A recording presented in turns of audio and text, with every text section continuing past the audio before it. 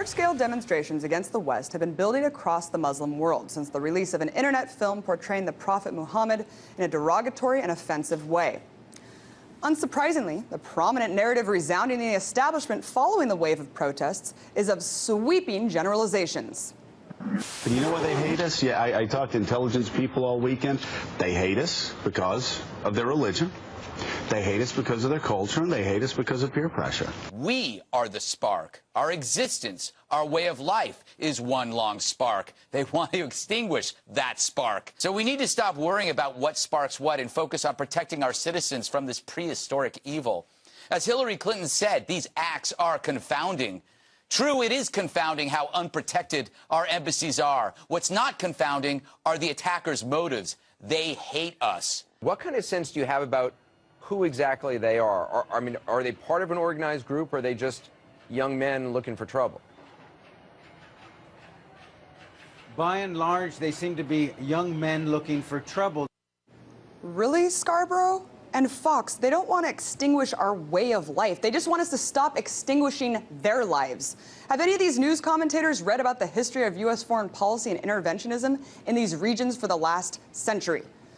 The other resounding line in the media has been one of utter perplexity.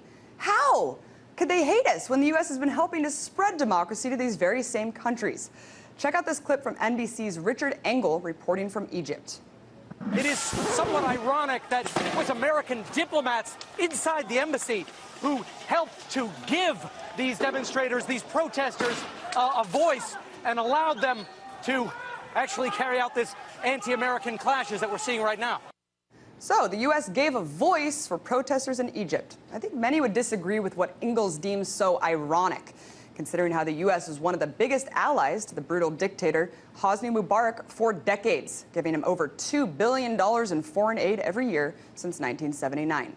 The U.S. didn't take the line of the Egyptian revolution until it was already happening. Then, when the revolution was underway, Egyptians were brutalized, freed, with USA-made tear gas canisters by Mubarak's security forces. As Mike Preisner, Answer Coalition organizer, has so eloquently stated, he said, Muslims are not culturally backwards for attacking U.S. embassies. Americans are culturally backwards for not understanding why. Now, to think that the militant response is only due to an inflammatory film is extremely naive. Intense hostility toward the U.S. long predates this film, and the reasons are hardly difficult to recognize.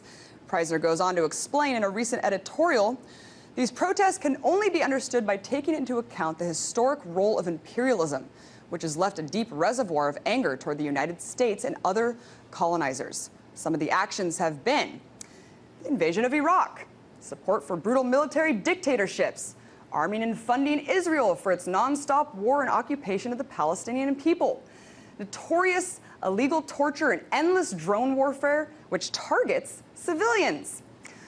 Only by analyzing the backdrop of colonial violence in these regions can shed a light on how and why these things occur.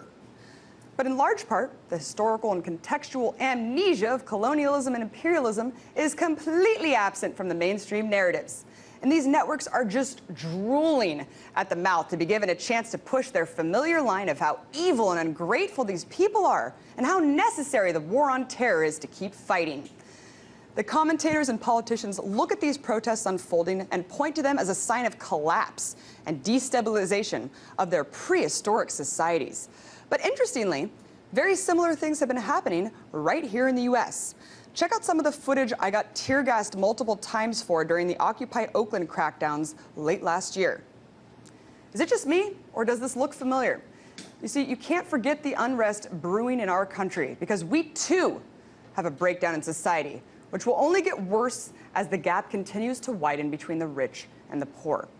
Yet, you don't see much attention paid to our police state, the spirit of revolt, and the instability here at home.